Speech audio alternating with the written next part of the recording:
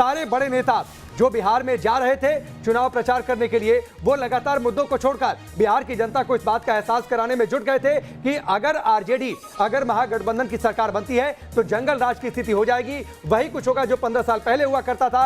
इसीलिए लोग डरे सहमे नजर आए। और एक बड़ा फैक्टर जो बातचीत दीपक जी हमने महसूस की लोगों से बातचीत करने में, जो युवा है, अगर मैंने सुबह भी आपको याद होगा ये बातचीत कही थी कि अगर 40 साल की उम्र को एक बैरियर मान लिया जाए, जो नीचे है करीब 30-35, 25 से 35 साल की उम्र के जितने युवा हैं वो लगातार तेजस्वी के पक्ष में थे। वो ये कह रहे थे कि ठीक है हमें नौकरी चाहिए। लेकिन 40 साल से ऊपर के जितने लोग हैं वो लोग ये कह रहे थे कि इन लोगों को ये नहीं पता है कि दरअसल 15 साल पहले क्या हुआ, उन्होंने वो दौर नहीं देखा है। और मुझे लगता है कि शायद इस फैक्टर ने काम किया है। और 40 साल से ऊपर के जो लोग हैं, 40 साल से ऊपर के जो लोग हैं उन्होंने शायद एकजुट होकर मतदान किया है। और अब शायद बिहार विधानसभा की नई तस्वीर कुछ ऐसे हो सकती है। मेरे ख्याल से एक रिवर्स सिचुएशन अगर आप देखें, अगर मुस्लिम यादव वोट कंसोलिडेट हुआ है तो क्या एनडीए के साथ अपर कास्ट वोट कंसोलिडेट हो गया है, इसको भी हमको देखना होगा। अगली जातियों ने किसको वोट दिया है, क्योंकि बिहार में इस बात का डर हमेशा से रहा है कि अगर आरजेडी आ जाएगी तो फिर मुस्लिम यादव वहां पर आतंक मचा देंगे, जुल्म कर देंगे।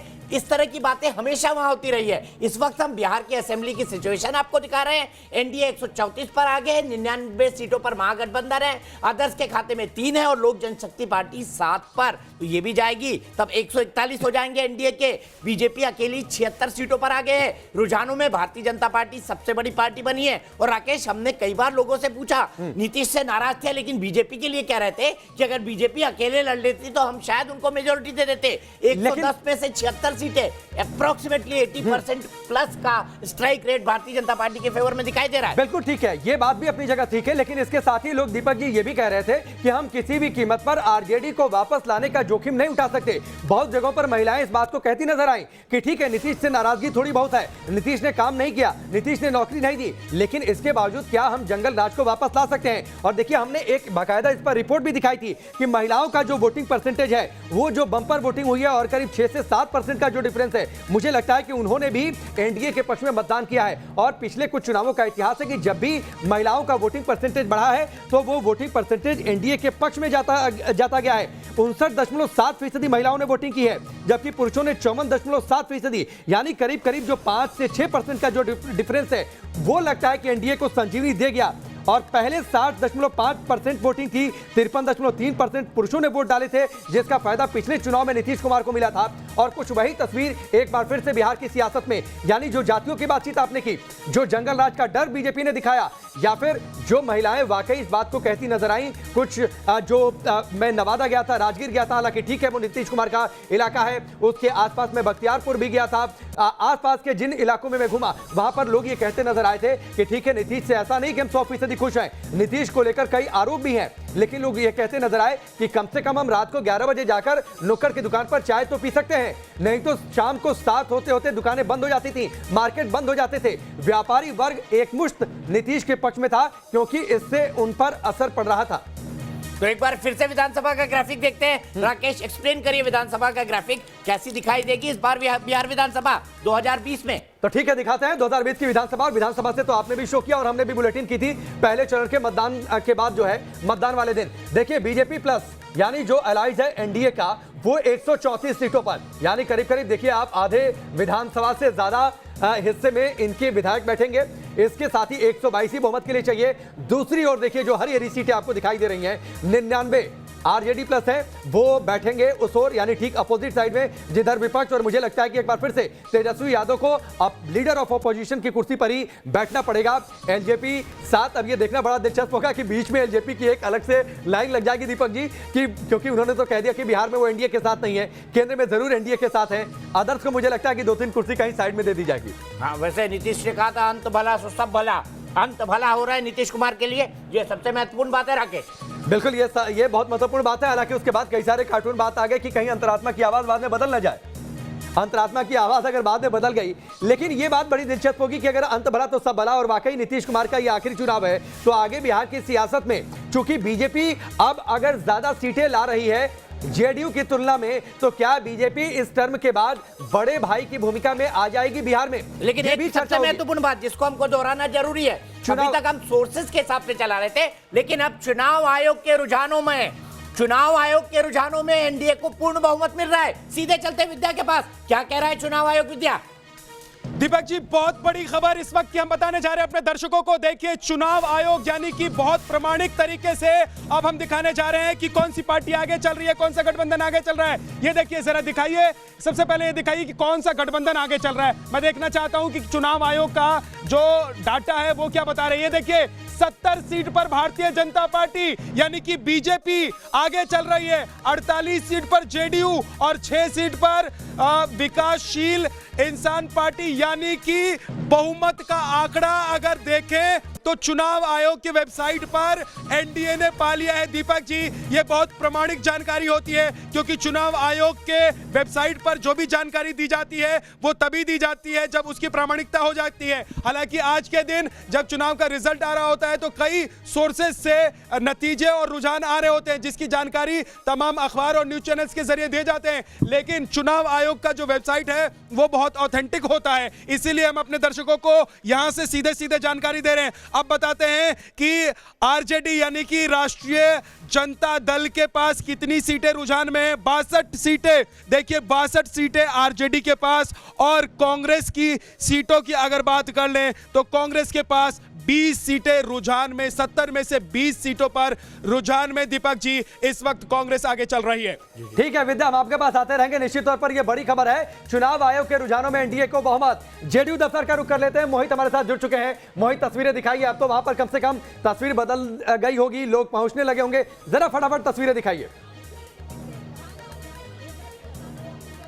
देखिए राकेश, माहौल बदल चुका है। पहले आरजेडी दफ्तर में जश्न का माहौल बनना था, लेकिन अब जश्न का माहौल जो है वो आपको जेडीयू दफ्तर के बाहर दिखाई देगा। कुछ लोग ढोल नगाड़ों की थाप पर आपको नृत्य करते हुए भी नजर आएंगे, और देखिए यहाँ पर ये बजाते हुए आपको नजर आएंगे, क्योंकि जो लगातार जो माहौल है यहाँ पे बदलता जा रहा है। लगातार जो कार्यकर्ता है वो यहाँ पे आपको आते हुए दिखाई दे रहे हैं। कार्यकर्ताओं का हुजूम आपको दिखाई दे रहा है। थोड़ी देर पहले जो मुख्य प्रवक्ता है जेडीयू के संजय सिंह से हमने खास बातचीत की, तो उनका ये कहना था कि हमने तय कर लिया था, पहले से ही हमको मालूम था कि जो है वो नीतीश कुमार जीतेंगे। आप जश्न मना रहे हैं, तो नीतीश कुमार जी ने बिहार के जनता ने विकास के भरोसा किया है, और तीर पर मोहर लगा करके कमल पुनः एक बार नीतीश कुमार के सत्ता के करीब पहुंचाया है।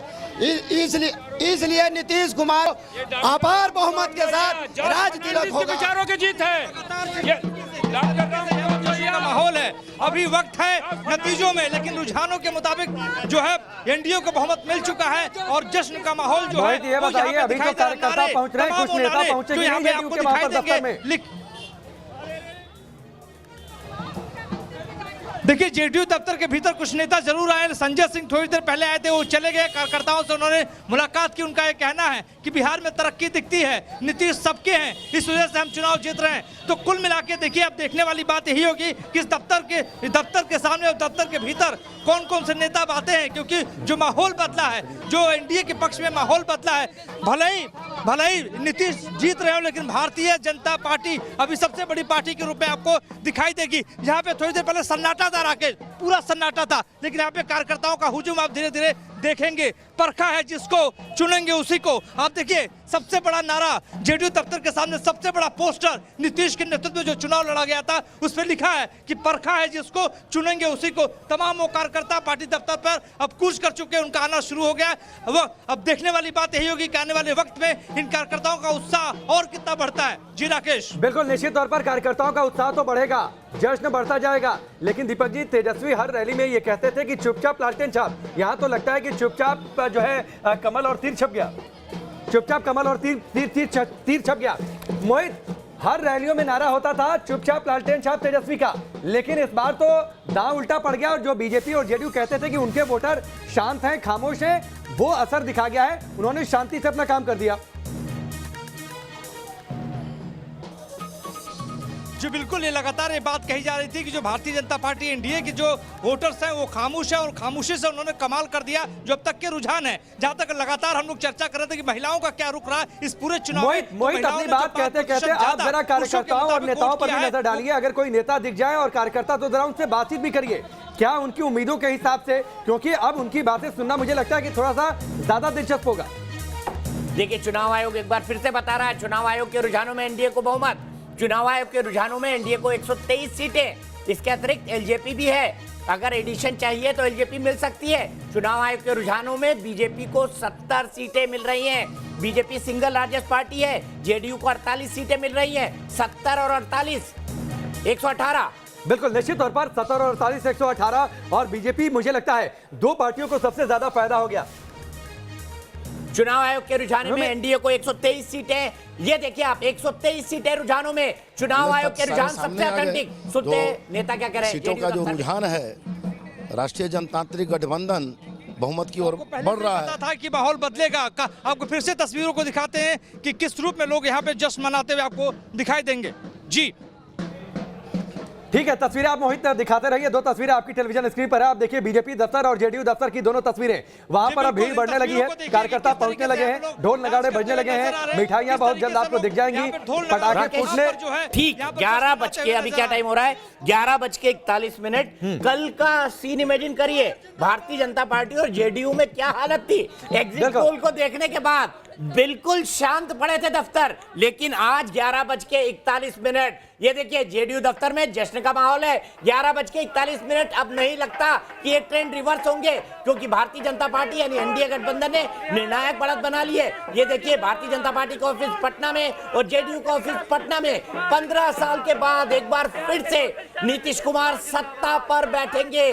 नीतीश कुमार ने हर अपने आलोचकों को, हर विश्लेषकों को गलत साबित कर दिया है। अब देखिए जेडीयू के अंदर जश्न का माहौल, जेडीयू के अंदर जश्न का माहौल, बीजेपी दफ्तर में जश्न का माहौल है। और एक बार फिर से बिहार की सियासत में तो कम से कम एग्जिट पोल तमाम गलत साबित होते दिखाई दे रहे हैं, गलत साबित होते दिखाई दे रहे हैं। और पिछले 15 सालों से जो है, और आज दीपक जी आईपीएल का फाइनल भी है, 2020 मुकाबला भी, और कुछ 20 साल के अंदाज में फिर होंगे, और 20 साल फिर से हो जाएंगे। बिल्कुल 20 साल के मुख्यमंत्री होंगे नीतीश कुमार, अगर 5 साल अपने पद पर वो बने रहते हैं। देखिए आप किस तरह का उत्साह देखने को मिल रहा है भारतीय जनता पार्टी के दफ्तर में। चुनावी रैलियों में मास्क जरूर, बिल्कुल कल की बात की जाए तो एग्जिट पोल को देखने के बाद मायूस हो गया था एनडीए गठबंधन। उनको भी लग रहा था कि शायद सभी एग्जिट पोल एक तरफ जा रहे थे, महागठबंधन को बम्पर जीत दिला रहे थे। लेकिन देखिए हमारा लोकतंत्र कितना महान है, आज परिवर्तित हो गया पूरा का पूरा इलेक्शन का रिजल्ट। आज एक बार फिर से एनडीए ने बाजी मार ली है और हम आपको दिखा रहे हैं मोदी और नीतीश कुमार की जोड़ी एक बार फिर चली है बिहार के अंदर, और आरजेडी एक बार फिर सत्ता से दूर। तेजस्वी के लिए बहुत बड़ा झटका, क्योंकि वो तो ये मान के बैठे थे कि मुख्यमंत्री पद की शपथ वो लेने वाले हैं 1-2 दिन के अंदर, लेकिन अब जो परिणाम आया है उसके बाद एक बहुत लंबा संघर्ष फिर से तेजस्वी को करना पड़ेगा अपने आप को स्टेब्लिश करने के लिए। क्यों राकेश? बिल्कुल लंबा संघर्ष करना पड़ेगा। और मैं तो एक तस्वीर पर देखिए बीजेपी दफ्तर की तस्वीर है दीपक जी, कम से कम आप जितना गए, जितनी रैलियों में और जितनी जगहों पर मैं गया, मास्क लगाए लोग बिहार में नहीं दिखे। लेकिन चलिए जीत के बहाने, जश्न के बहाने बीजेपी वाला मास्क दिखाई दे रहा है। बीजेपी वाला मास्क लेकर लोग आ गए हैं और उसको भी लगाने की बजाय वो कैमरे की ओर दिखा रहे हैं कि उस कमल वाले मास्क के साथ साथ उनकी तस्वीर आ जाए। रुझानों में एनडीए को स्पष्ट बहुमत है, ना सिर्फ जो हमारे इनपुट्स आ रहे थे उसके हिसाब से, बल्कि इलेक्शन कमीशन ने भी अपनी वेबसाइट पर भी जाहिर कर दिया है, अभी स्पष्ट कर दिया है कि एनडीए रुझानों में बहुमत की ओर है, बहुमत उसे मिल चुका है। एनडीए 134 सीट पर आ गया है। आरजेडी प्लस यानी जो महागठबंधन है वो 99 सीटों पर, एलजेपी 7 सीटों पर, अदर्स के हिस्से में 3 है। और अब ये जो फासला बढ़ गया है, अगर एनडीए और महागठबंधन के बीच जो 35 सीटों का फासला है, इन 35 सीटों के फासले को, इस खाई को पाट पाना अब थोड़ा सा मुश्किल होता जा रहा है। हो सकता है 2-4 सीटें ऊपर नीचे हो जाए, सीट जीत और हार का अंतर थोड़ा बहुत ऊपर नीचे हो जाए, लेकिन सीटों में बहुत ज्यादा कोई अंतर आएगा ऐसा फिलहाल लगता नहीं है। बीजेपी को 20.57% वोट अभी तक, जेडीयू को 15.03% वोट अभी तक, और मुझे तो लगता है सिर्फ 2 पार्टियों को दीपक जी सबसे ज्यादा फायदा, बीजेपी को और उधर कांग्रेस को। बीजेपी और कांग्रेस को, मैं कांग्रेस को ज्यादा फायदा नहीं मानता हूं, क्योंकि कांग्रेस 20 के आसपास है। अगर पिछले बार की उनकी टैली देखी जाए तो वो 30 के आसपास थे, 27 सीटें थी, तो 7 सीटों का फिर भी कांग्रेस को घाटा हो रहा है। आपको ये देखना होगा, मेरे ख्याल से 30 के आसपास सीटें, if I am not wrong 29 थी। आप जरा एक बार टैली करके देखिएगा वो सीटें, कंप्यूटर पे गूगल करके देखिएगा। लेकिन मैं आपको यहां पर बता दूं, अब नहीं लगता कि कोई फासला पाट सकते हैं तेजस्वी यादव। एक बार फिर सत्ता से बहुत दूर जाते हुए दिखाई दे रहे तेजस्वी यादव, लालू प्रसाद यादव और उनका परिवार, और एक बार फिर से नीतीश कुमार की ताजपोशी होने वाली है। एग्जिट पोल का बहुत बड़ा उलटफेर करते हुए तमाम एग्जिट पोल ये कह रहे थे कि भाई इस बार तो नीतीश कुमार हारने वाले हैं, बुरी तरह हारने वाले हैं। तेजस्वी यादव मुख्यमंत्री बनेंगे, 140 से 160 सीटें लेकर आएंगे। लेकिन अब साफ साफ दिखाई दे रहा है 134 सीटों पर एनडीए आगे है और अब 35 सीटों का फासला पाट नहीं सकती है। अब आरजेडी हसनपुर, तेज प्रताप पीछे है, तेज प्रताप पीछे, लेकिन तेज प्रताप के ससुर आगे हैं। तेज प्रताप के ससुर आगे, और आपने ठीक कहा 27 सीटें थी पिछले चुनाव में जीत हासिल की थी कांग्रेस ने, 22 सीटें इस बार हैं, लेकिन 5 का नुकसान। लेकिन नुकसान ज्यादा तेजस्वी को कर गए। जी बिल्कुल, 70 सीटों पर 70 सीटों। और पिछली बार उन्होंने मेरे ख्याल से, if I am not wrong, लगभग 20 सीटें कम लड़ी थी उन्होंने, लगभग 20 सीटें कम लड़ी थी। सीधे चलते हैं मोहित के पास, जेडीयू दफ्तर। मोहित, लड्डू खाए कद आपने? अभी तक नहीं खाए। लड्डू या सफेद रसगुल्ला, कौन सा वाला?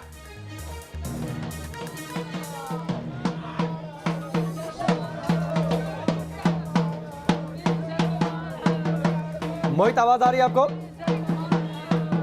मोहित लड्डू खाने में ज्यादा बिजी लग रहा है। मुझे लग रहा है उनका निशाना, आपका निशाना लड्डू पे है, लड्डू पे या सफेद रसगुल्ले पे? मोहित, बात सुनी नहीं रहे आप हमारे स्टूडियो से। देखिए, जो मिल जाएगा उसी जो मिल जाए, मुझे समझ आ गया, जो मिल जाए वो चलेगा। आप कांग्रेस बीट कवर करते हैं, कांग्रेस बीट कवर करते हैं आप, जो मिल जाए चलेगा। जी, स्थिति तो वही बन गई है यहाँ पे कांग्रेस की। हम लोग तो पत्रकार हैं, निष्पक्षता के साथ पत्रकारिता करते हैं, लेकिन जो मिलेगा वो चलेगा। दीपक जी स्टूडियो से आपका जश्न देखना चाहते हैं, दीपक जोशिया जी, तो देखिए किस तरीके से ये लोग जश्न मनाते हुए आपको दिखाई देंगे। और जो कहा जा रहा था कि जो यहाँ पर जो माहौल जो है उसमें खराबी आ गई थी, लेकिन माहौल में जो तब्दीली दिखाई दी है। महिलाएं भी मेरे साथ दीपक जी मौजूद हैं, क्या कहेंगे आप? महिलाओं का मत पड़ा है क्या बहुत ज्यादा जेडीयू में? 5% कहा जा रहा है कि महिलाओं ने ज्यादा दिया वोट। हमारे मुख्यमंत्री जी महिलाओं, पूरे बिहार की महिला पूरे सम्मान के साथ वोट की है, क्योंकि हमारे बिहार में शांति का माहौल हमारे मुख्यमंत्री जी गुदरी के खराब हो गया था, तो माहौल ठीक लग रहा है। कहा जाता है हमारे मुख्यमंत्री जी को गुदरी का लाल, और विपक्षी लोग इनको संन्यास लेने का काम करते थे, विदाई करने का तय करते थे। मन बना लिया था कि पिताजी 9 तारीख को जेल से छूट के आएंगे, 8 तारीख को 9 तारीख को बर्थडे गिफ्ट देंगे और 10 तारीख को बिहार का मुख्यमंत्री बनाएंगे। वाह रे वाह! और नीतीश जी की विदाई कर रहे थे, खुद की विदाई हो जाएगी उनकी। जादू चला है मोदी जी का या नीतीश जी का? कहा तो ये जा रहा है मोदी जी का जादू। लड़वाने का काम क्यों कर रहे हैं? मोदी नीतीश दोनों, जय इंडिया ता इंडिया। नहीं, लेकिन मोदी जी की फोटो सबसे आगे थी। नीतीश, बिहार का चेहरा तो नीतीश कुमार ही है। देश का चेहरा? देश का चेहरा नरेंद्र मोदी जी हैं। नीतीश जी के चेहरा पर लड़ा गया है। जादू किसका चला, मोदी जी का, नीतीश जी का? अब ये तो नीतीश जी का ही जादू चला, मोदी जी का भी जादू चला, इसमें दो राय नहीं है। जवाब देखिए, डिप्लोमेटिक जवाब दे रही है, लेकिन कुल मिलाकर जो लगातार एंटी इनकमेंसी की बात दीपक जी कही जा रही थी कि नीतीश को लेकर एंटी इनकमेंसी बहुत ज्यादा भारतीय जनता पार्टी के मुकाबले, तो कुल मिलाकर इस जो दिखाई दे रहा है वो अपने आप में जबरदस्त वापसी कही जा सकती है एग्जिट पोल के मुकाबले।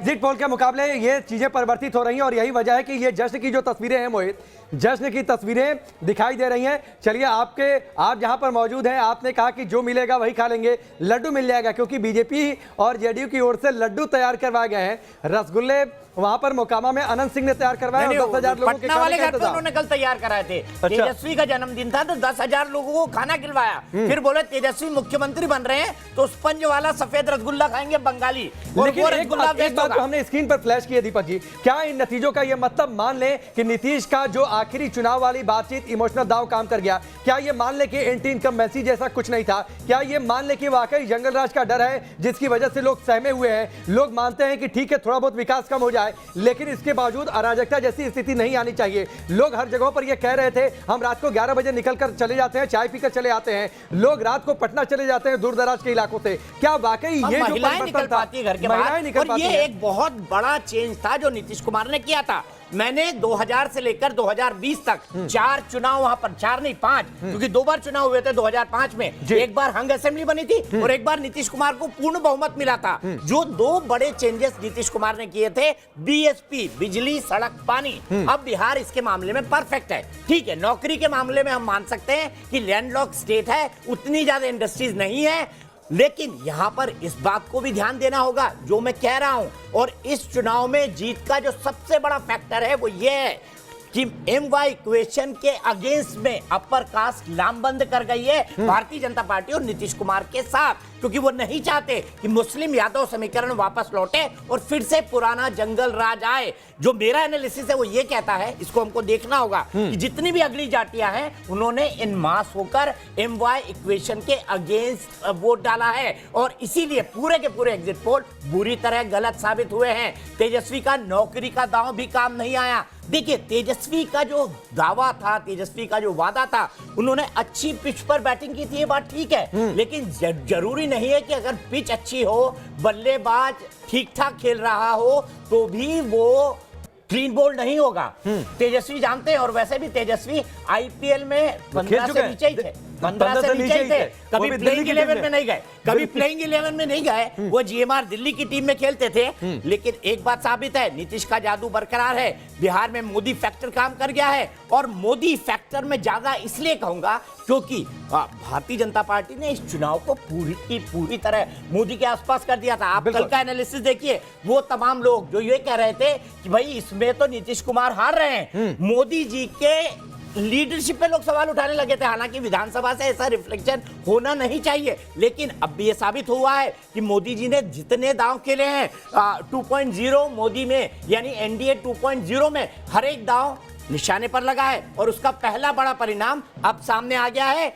बिहार के चुनाव परिणाम के रूप में नीतीश का हर दांव काम किया है, बीजेपी का हर इक्वेशन काम किया है। इसीलिए आप देखिए, बीजेपी का स्ट्राइक रेट बहुत ही तगड़ा है। वहीं जेडीयू ने भी कम परफॉर्म नहीं किया है। नीतीश को महिलाओं का वोट मिला है। यूपी LJP NDA के वोट बैंक में सेंध नहीं लगा पाई, लेकिन LJP 7 नंबर ला रही है, अकेले 7 नंबर ला रही है। और ये भी बड़ी बात है कि चिराग पासवान, दीपक जी जो बातचीत कर रहे थे वो भविष्य की राजनीति बिहार में कर रहे हैं, उस ओर देख रहे हैं। कुछ लोग कह रहे थे कि बीजेपी की अपनी रणनीति है। खैर जो भी हो, लेकिन इतना तो है कि बहुत ज्यादा अंतर पैदा नहीं कर पाए NDA के वोट बैंक में। और जिस बात का आप जिक्र कर रहे हैं, निश्चित तौर पर नीतीश कुमार को महिलाओं ने समर्थन दिया है। और मुझे लगता है जो दूसरे चरण का मतदान था, दूसरे चरण के मतदान में 52.92% पुरुषों ने वोट किया था, महिलाओं ने 58.80%, और सबसे ज्यादा सीटों पर मतदान दूसरे चरण में ही था।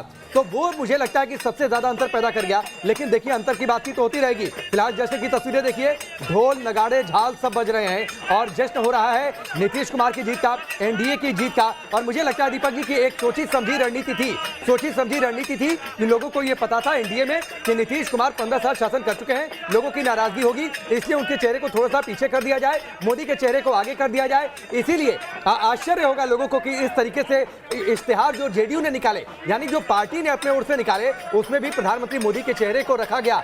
सिर्फ एक आखिरी दिन विज्ञापन था, मुझे अच्छे तरीके से याद है, आखिरी दिन विज्ञापन था और उसमें जेडीयू ने एक फोटो लगाई, वो भी प्रधानमंत्री मोदी के साथ नीतीश कुमार की। अकेले नीतीश कुमार की तस्वीर जेडीयू ने भी नहीं लगाई। जेडीयू को इस बात का एहसास था कि नीतीश कुमार के खिलाफ नाराजगी है थोड़ी बहुत, इसलिए अगर उस नाराजगी को कमतर करना है तो जंगल राज के डर को आगे कर दिया जाए, इसीलिए प्रधानमंत्री मोदी के चेहरे को आगे कर दिया जाए, और ये रणनीति काम कर गई। मैं यहाँ पर आपको बताना चाहूंगा, अगर आरजेडी का इक्वेशन माई का है, यानी मुस्लिम यादव, तो माई के सामने बीजेपी का इक्वेशन बाप का है। माई और बाप का इक्वेशन है। वहां पर बी मतलब ब्राह्मण, और ए मतलब अगड़े, और पी मतलब पासवान। लेकिन पासवान भले से अलग हो गए हो, चिराग पासवान, लेकिन जो काम उन्होंने ईबीसी के लिए किया था, इकोनॉमिक बैकवर्ड क्लासेस, जो उन्होंने एमबीसी के अंदर ईबीसी बनाया था, जिस पार्टी से विकासशील इंसान पार्टी में मुकेश सहनी आते हैं, जो अति पिछड़ा वर्ग था उनको उन्होंने अलग बनाया आर्थिक आधार पर, और उन्होंने महादलित बनाया। तो पासवान भले से अलग हो गए हों, लेकिन महादलित का वो चंक और अति पिछड़ा का वो चंक, ये दोनों मिलकर जो अपर कास्ट वोट है भारतीय जनता पार्टी का, वो मिला है, यानी अपनी कास्ट इक्वेशन को बरकरार रखा है। सीधे चलते हैं संजू वर्मा के पास। संजू जी, कल के बाद आज काफी राहत और काफी खुशी लेकर आया होगा आपके लिए। देखिए, आप भी हंस रही हैं। मैं कहना चाहती हूँ कि जो लोग दीपक जी, मैं ये चीज कहना चाहती हूँ आपके दर्शकों को कि जो लोग 8 तारीख को एग्जिट पोल के दौरान, मैं आपके स्क्रीन पर दिख नहीं रही हूं दीपक जी, अभी आ जाएंगे आप, अभी आ जाएंगे। अच्छा, जो लोग 8 तारीख को एग्जिट पोल के जब नतीजे आ रहे थे, ढोल नगाड़े बजा रहे थे कि एंटी इनकम्बेंसी के चलते नीतीश कुमार को अभी बिहार को गुड बाय बोलना पड़ेगा, प्रधानमंत्री की लोकप्रियता ने कोई सुधार नहीं लाया, एनडीए के आंकड़ों में। आज मैं उनसे पूछना चाहती हूं, आप ये मानेंगे ना, मानती हूं एनडीए, मानती हूं जेडीयू के खिलाफ थोड़ी बहुत एंटी इनकम्बेंसी है जो आंकड़े बता रहे हैं, पर यह मत भूलिए कि एंटी इनकम्बेंसी को तोड़ने वाला फैक्टर है नरेंद्र मोदी का पुल फैक्टर। ये नरेंद्र मोदी का पुल फैक्टर, इस पर कोई एग्जिट पोल ने टिप्पणी नहीं की, क्योंकि पुल फैक्टर को कभी आप तराजू में नाप तोल नहीं सकते। और आपने एक बहुत सही बात की दीपक जी, जो आपने कहा कि ईबीसी की जो कैटेगरी, जो महादलित की कैटेगरी थी, ये 2007 में महादलित की कैटेगरी नीतीश कुमार ने इसको कार्व आउट किया था। तो जो नॉन पासवान दलित वोट बैंक है, लोग भूल जाते हैं कि नॉन पासवान दलित वोट बैंक वो पूरी तरह से बीजेपी के साथ है। तीसरी बात ये, आप देखिए जहां भी आरजेडी और जेडीयू का डायरेक्ट कॉन्टेस्ट है, वहां तो नेक टू नेक चल रही है कंपटीशन, पर जहां आरजेडी और बीजेपी का नेक टू नेक कॉन्टेस्ट है, वहां बीजेपी आरजेडी से आगे है। तो इसका मतलब बीजेपी प्लस जेडीयू की जो हम डबल इंजन सरकार की बात कर रहे हैं, वो आरजेडी और कांग्रेस पे भारी पड़ेगी। यदि हम 70 सीटें क्रॉस करते हैं, पिछली बार हमको 53 से 55 के आसपास मिली थी, यदि हम 70 का आंकड़ा क्रॉस करते हैं, हम 115 सीटों पर लड़ रहे हैं, इसका मतलब हमारा स्ट्राइक रेट 61% से ज्यादा होगा। नहीं ज्यादा, आप 76 पर आगे चल रहे हैं। संजू वर्मा जी, मैं आपको दुरुस्त कर दूं, आप इस वक्त 76 पर आगे चल रहे हैं। आप 76 पर आगे चल रहे हैं, यानी 110 में से 76, लगभग 80% का स्ट्राइक रेट होता है, 80% से लगभग 1% कम। वाओ, तब तो ठीक है। तो आपने तो आंकड़े, क्योंकि मेरे पास मैं देख नहीं पा रही हूं आंकड़े लेटेस्ट, पर यदि आप कह रहे हैं कि हम 70 के आगे निकलने की संभावना है, तो आप सही कह रहे हैं। हमारा स्ट्राइक रेट 80% से भी ज्यादा हो सकता है। और ये कोई छोटी बात नहीं है।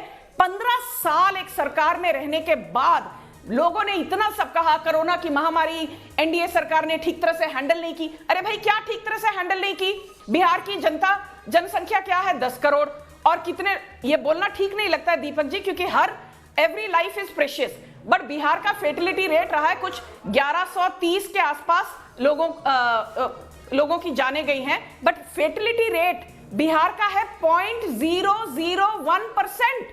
0.001%। नहीं संजू जी देखिए, संजू जी ये बात है आपने कही, लेकिन ये बात तो तय है, जितनी जगहों पर चुनावी रैलियों में हम लोग गए, चुनाव में 100 करीब 100 से ज्यादा विधानसभा सीटों को कवर किया, ये तो तय था कि वहां पर लापरवाहियां तो हुई हैं। इम्यूनिटी लेवल लोगों का ठीक है, लोग शायद इस मार को झेल गए, ये एक बड़ी वजह है कि वहां पर मोर्टेलिटी रेट काफी कम रहा है। लेकिन वहां पर देखिए लोग खुलेआम घूम रहे थे, ना कोई मास्क, ना कोई सैनिटाइजर, ना कोई एहतियात। तो ये तो कहना थोड़ी सी बेमानी है कि राज्य सरकार ने उतनी ज्यादा जागरूकता फैलाई। वो जो आलोचना हुई है, वो आलोचना तो मुझे लगती है कि थोड़ी सी ठीक है। चलिए हम आगे आपसे बातचीत करते रहेंगे, और ये सवाल आपसे जरूर होगा कि अगर आप 80% के आसपास स्ट्राइक रेट ला रहे हैं, तो क्या बड़े भाई की भूमिका में अगले टर्म से पूरी तरीके से आ जाएंगे? और जेडीयू नहीं, लेकिन मैं एक बात बता दूं, 2010 का इलेक्शन मुझे अभी याद है, अगर तब का बीजेपी का स्ट्राइक रेट देखेंगे तो वो 90% के आसपास था। 90% के आसपास, लगभग 100 सीटें उन्होंने लड़ी थी और लगभग 90 जीते थे। तो भारतीय जनता पार्टी का बिहार में स्ट्राइक रेट इतना ही होता है। लेकिन अब चलते हैं आगे की डाटा के लिए विद्या के पास। विद्या, क्या नया डाटा बता रहे हैं आप? क्या हुआ तेज प्रताप का हसनपुर में, और मेरे दोस्त पप्पू यादव का क्या हुआ?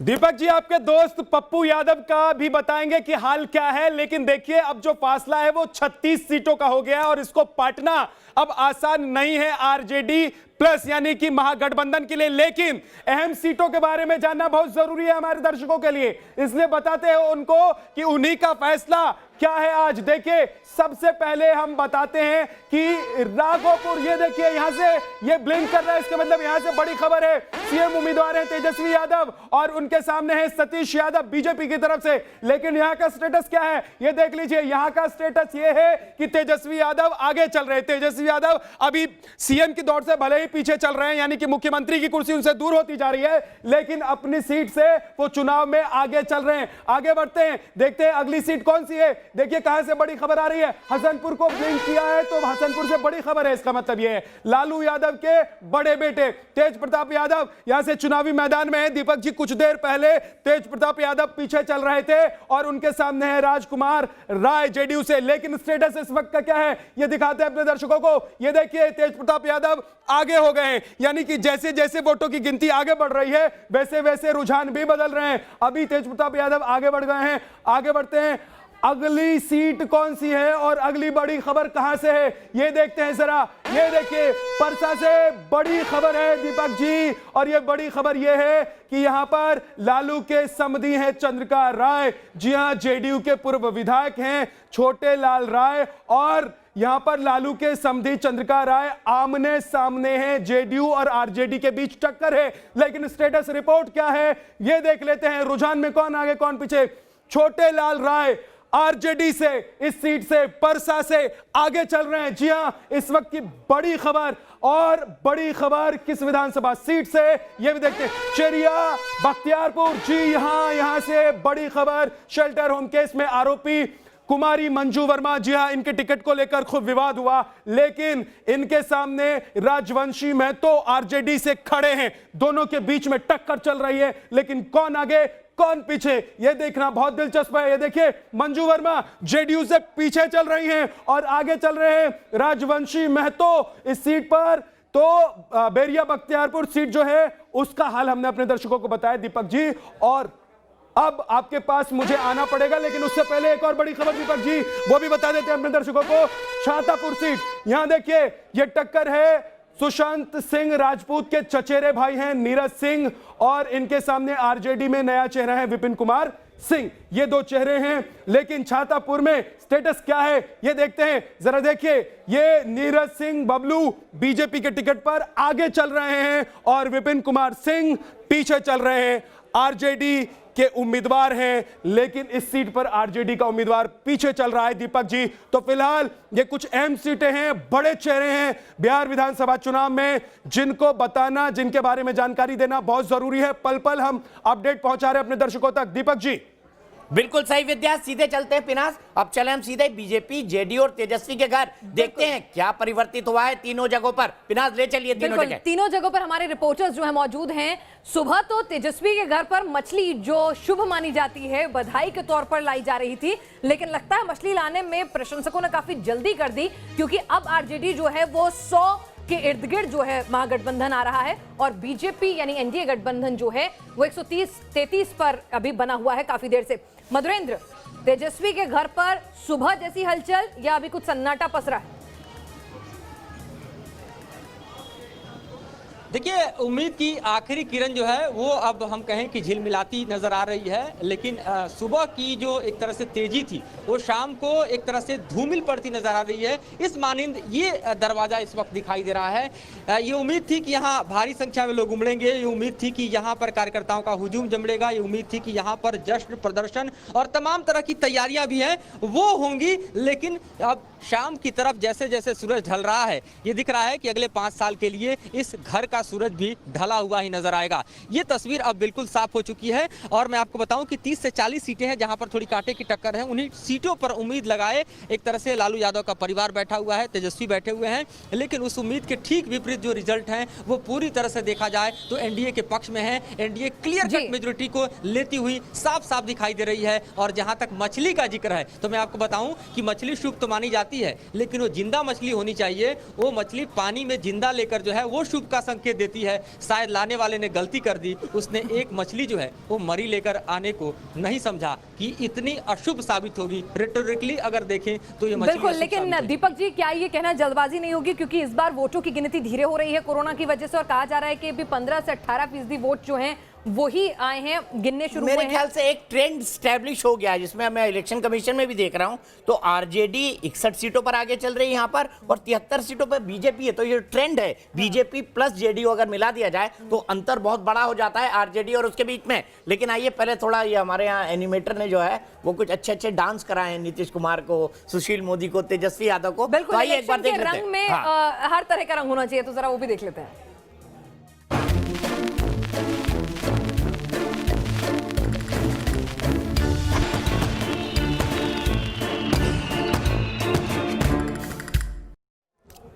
लग रहा है फिलहाल के हालात से कि नीतीश तो दिवाली मनाएंगे, लेकिन तेजस्वी की दिवाली कहीं फीकी न रह जाए। जन्मदिन का जश्न उन्होंने सादगी से मनवाया था, क्योंकि उन्हें लग रहा था कि नतीजे आने दें, बड़ा जश्न करेंगे, लेकिन दिवाली कैसी होगी जरा देखिए।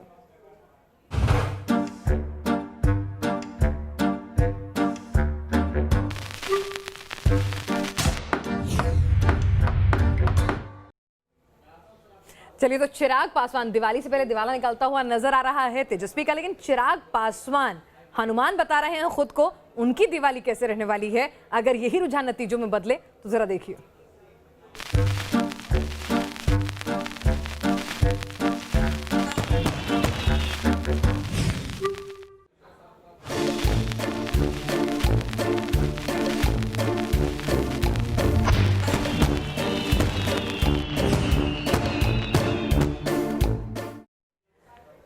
चलिए, तो रजनीश भी हमारे साथ हैं। सबकी दिवाली कैसी रहने वाली है? रजनीश, एक बात बताइए कि आप तो वहाँ काउंटिंग सेंटर के बाहर से भी मौजूद हैं, वहाँ क्या कुछ हलचल आपको नजर आ रही है? क्या अपडेट आपके पास आ रहा है? इलेक्शन कमीशन की वेबसाइट में भी अब तो जो मार्जिन है वो काफ़ी ज़्यादा बढ़ गया है और ट्रेंड जो है वो सीधे सीधे इशारा कर रहे हैं कि एनडीए आसानी से सरकार बना लेगा। लेकिन कुछ लोग ये भी तर्क दे रहे हैं कि भाई अभी रूरल बैलेट जो हैं वो नहीं खुले हैं, अभी टाइम लगेगा, 2 बजे तक स्थिति साफ होगी। आपके पास ग्राउंड जीरो से क्या रिपोर्ट है?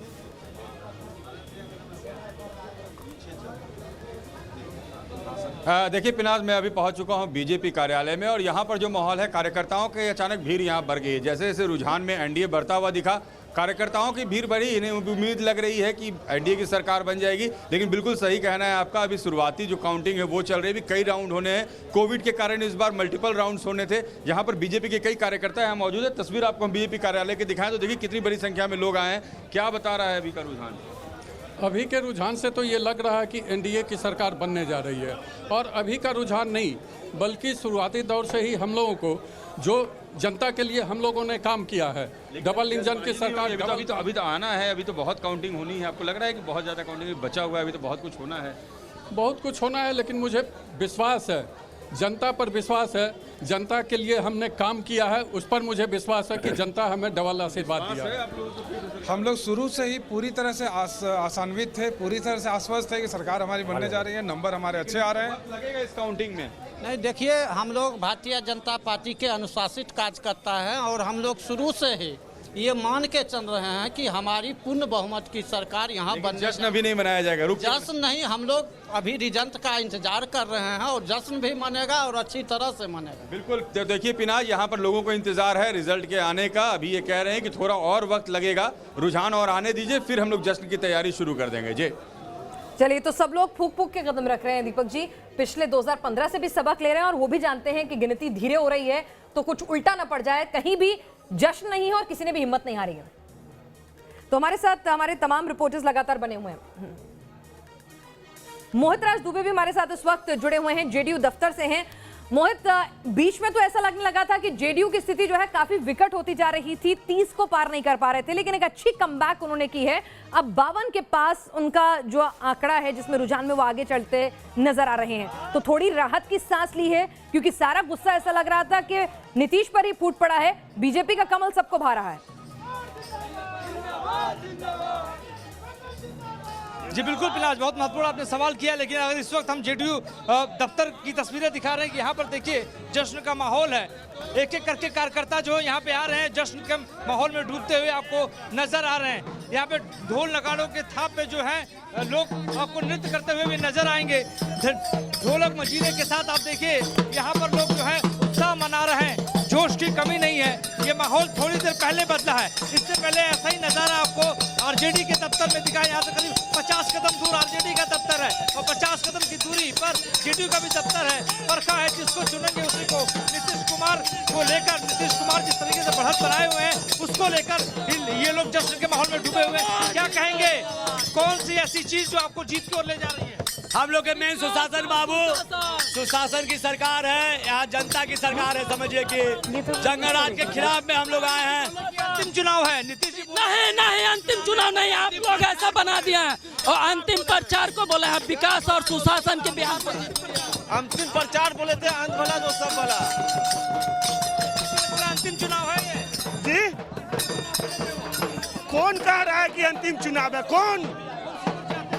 एकदम 2035 तक कोई बिहार में वैकेंसी नहीं है। देखिए लगातार भले ही नीतीश कुमार ने कह दिया हो कि आखिरी उनका चुनाव है, लेकिन उनके जो कार्यकर्ता हैं वो ये चाहते हैं कि वो बने रहें इसी तरीके से। और देखिए लगातार पिराज आपको हम दिखाने की कोशिश कर रहे हैं कि जश्न का माहौल किस रूप में यहाँ पे लगातार बढ़ता जा रहा है। जश्न का जो शबाब है वो लगातार यहाँ पे बढ़ता जा रहा है, जैसे जैसे दिन चढ़ता जा रहा है जश्न का माहौल और बढ़ता जा रहा है। और नीतीश को ठीक है मोहित, आपके पास फिर आएंगे। इस वक्त दो खास मेहमान हमारे साथ जुड़ गए हैं।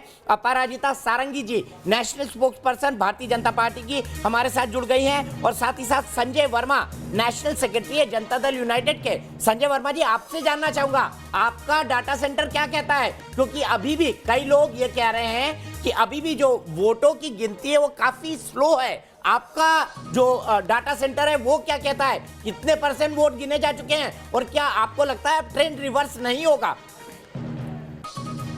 नहीं, तो पहले ही से तय है, वो पहले से तय है। और हम लोगों को, हम पहले भी सभी चैनल पर कहते रहे हैं कि एनडीए पूर्ण बहुमत के साथ 2/3 बहुमत के साथ सरकार बनाएगी। चाहे जितना भी आप लाख गलत तरीके से टेलीविजन चैनलों पर आते रहा है एग्जिट पोल, लेकिन उसका कोई माने नहीं है। पहले से जनता दल यूनाइटेड और हम लोग तमाम जेडीयू और एनडीए के नेता कहते रहे हैं कि हमारा 2/3 बहुमत से सरकार बनेगा। अभी 3 दलों का रुझान हुआ है, देखिए अभी आगे आगे क्या होता है। और पूर्ण बहुमत के साथ एनडीए सरकार बनाई। अपराजिता जी, अभी भी आपने फिंगर क्रॉस कर रखे हैं या आप कॉन्फिडेंट है कि अब ये ट्रेंड जो है रिवर्स नहीं होगा, क्योंकि लोग बोल रहे हैं अभी तो सिर्फ 20% वोट गिने गए और अभी गांव के बैलेट्स गिनने बाकी हैं, तो ऐसे में वहां से कुछ स्थितियां बदल सकती हैं, क्योंकि वहां बेरोजगारी एक बड़ा मुद्दा था। आप सबको नमस्कार। ऐसा है कि माहौल एनडीए के पक्ष में बनता जा रहा है और बहुत ही विश्वास के साथ कह सकती हूं कि एनडीए सरकार बनाने जा रही है। और यह जो जीत होने जा रही है, प्रधानमंत्री मोदी जी के विकास के एजेंडे का समर्थन है, और आदरणीय नीतीश कुमार जी जो केंद्र सरकार के साथ मिलकर लगातार काम कर रहे हैं, बहुत अच्छा काम किया है, इंप्रेसिव रिपोर्ट कार्ड है। मुझे लगता है कि जनता जनार्दन ने इसे सराहा है और उसी का ये प्रदर्शन है। ठीक है, मैं ये कहना चाहूंगी कि एक समय था जब लग रहा था एंटी इनकम्बेंसी फैक्टर है, लेकिन मोदी फैक्टर ने हर एक फैक्टर पर दिखा दिया कि वो हावी है। तो मुझे लगता है कि हम सब अभी संयम बरतें, संतुलन के साथ बातचीत करें, और लेकिन निश्चित तौर पर जीत एनडीए की ही होगी। मुकेश नायक जी हमारे साथ जुड़ गए हैं, कांग्रेस के वरिष्ठ नेता हैं। मुकेश नायक जी, पहले तो मध्य प्रदेश का हाल भी बता दीजिए, और ये बताइए कहां पर कोई कैलकुलेशन में गड़बड़ है, या अभी भी आप उम्मीद किए हुए हैं कि कोई चमत्कार होगा आखिरी में कांग्रेस और आरजेडी के लिए बिहार में?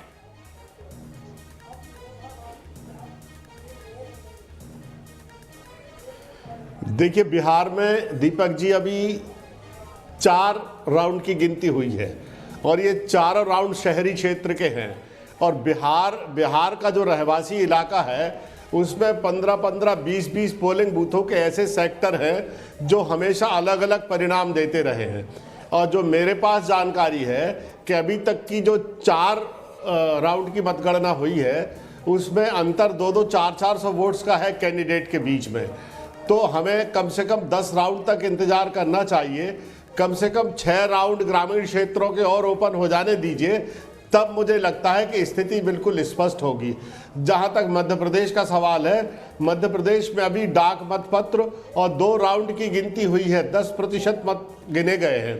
तो मध्य प्रदेश में भी थोड़ा और इंतजार की आवश्यकता है। ठीक है, आप कह रहे हैं दोनों जगह इंतजार। नीरज राय आरजेडी से जुड़ गए हैं और राकेश कुमार हमारे साथ एलजेपी से जुड़ गए हैं। नीरज जी, मैं आपसे जानना चाहूंगा आपकी ग्राउंड सिचुएशन क्या कहती है, आपकी ग्राउंड रिपोर्ट क्या कहती है, क्योंकि लोग कह रहे हैं अभी तक 4 राउंड की काउंटिंग हुई है। क्या आपको लगता है कि इस लीड को बीजेपी मेंटेन कर पाएगी या आप पीछे छोड़ देंगे बीजेपी को? जी, हमारी जो सरकार है वो बनने जा रही है, इसमें कहीं कोई दो राय नहीं है। अभी रुझानों के अनुसार आगे पीछे हो रहा है, लेकिन इसमें कहीं दो राय नहीं है कि हमारी पार्टी पीछे जा रही है। ठीक है, आपका इंतजार कीजिए, सरकार बनने जा रही है। यानी आपको लगता है कि जो इतना बड़ा भी गैप आपके अंदर नजर आ रहा है, आरजेडी और गठबंधन, महागठबंधन 100 और एनडीए 133-135 के इर्द गिर्द घूम रहा है, जिसमें एलजेपी 7 और भी है, तो यानी 40 का अंतर, तो यानी कि 40 का अंतर सीधे सीधे आप इसको पाट पाएंगे?